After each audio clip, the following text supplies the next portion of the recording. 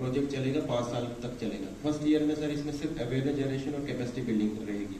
Second year से sir इसमें implementation part रहेगा, सेकंड थर्ड फोर्थ। फिर आपकी तरफ से क्या बेनिफिशियरीज है जो एलिजिबल, उनमें से कितनों को मिला, कितने रह गए, फिर नेक्स्ट 5 ईयर में कितने लोग एलिजिबल हैं? सपोर्ट मैकेनिज्म क्या होगा?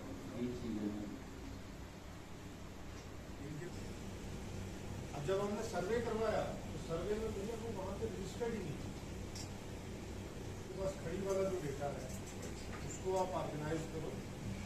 ऑर्गेनाइज करने के बाद न्यू इनोवेटिव जो इनोवेशन के तहत जो एंटरप्राइज हमारे आएंगे सेक्टर से, जैसे एग्रीकल्चर एंड अलाइड सेक्टर रहेंगे sir, crop production, live stock. उनके लिए क्या है, उन्होंने क्या किया अभी तक? रेगुलेटरी मोड में तो ये है कि आपके पास डेटा होना चाहिए, बेस होना चाहिए। अभी तक आपके पास टोटल क्या आपने कितना किया है? देखिए, ये जो आज हमारा प्रोग्राम था ये एक अवेयरनेस प्रोग्राम था जिसको जो अम्ब्रेला स्कीम है जिसके तहत ये चलाया गया है, जिसको मिशन युवा बोलते हैं। उसके तहत जो है वो हमारी 2-3 उसके पार्ट हैं। पहला पार्ट ये है कि किस तरीके से कैपेसिटी बिल्डिंग करनी है, डिपार्टमेंट्स को अवेयर करना है, कौन कौन सी स्कीम्स हमारी जो है वो पंचायत वाइज जो है वो आपने सैचुरेट करनी है, जितने भी हमारे एलिजिबल बेनिफिशरीज हैं।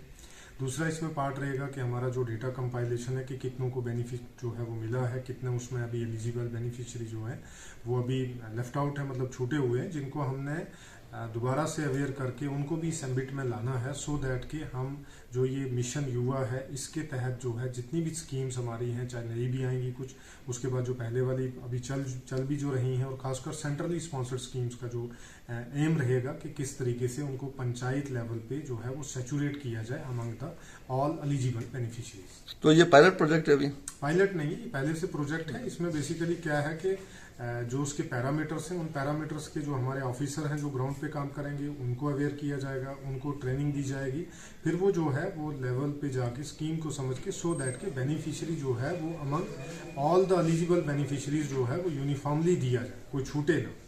तो ये पहला मैंने जैसे बोला 2 फेज है। पहला हमारा ट्रेनिंग कैपेसिटी बिल्डिंग का है, दूसरा इम्प्लीमेंटेशन। तो ये एजुकेटेड अनएम्प्लॉयड यूथ के लिए कि इसमें जो अनएजुकेटेड है उनके लिए भी चलेगा? नहीं, इसमें जो हमारे अनएम्प्लॉयड यूथ जो है उसमें डिफरेंट स्कीम्स में डिफरेंट क्राइटेरिया। इसमें एजुकेशन का कुछ क्राइटेरिया? बिल्कुल, एजुकेशन का भी रहता है। जैसे सपोज अगर मान लें कि किसी की एजुकेशन कम है तो उसको हम स्किल भी कराएंगे पहले, कि अगर वो स्किल लेगा, सर्टिफिकेट लेगा, उसके बाद उसको जो है वो फर्दर उस स्कीम के लिए वो एलिजिबल हो सकता है। अगर मान लो वो पढ़ा लिखा नहीं तो उसके साथ कोई और पढ़ा लिखा है तो वो जॉइंट वेंचर बना के भी जो है वो उसके साथ कर सकता है। सो एज सच मतलब एजुकेशन अगर उसके पास नहीं है तो वो कहीं पे भी उसको जो है वो इनएलिजिबल नहीं करता है, बल्कि ये देखा जाता है कि जैसे अगर वो काम खोलेगा उसको वो क्या चला सकता है, सो दैट कि उसको नुकसान ना हो। उसने जो अपना टाइम लगाया, पैसा लगाया, जो स्पेस उसने प्रोवाइड की, तो उसमें उसको नुकसान ना हो, इसलिए ये चीज़ें जो है क्राइटेरिया रखे जाते हैं। लेकिन ये सोल क्राइटेरिया नहीं।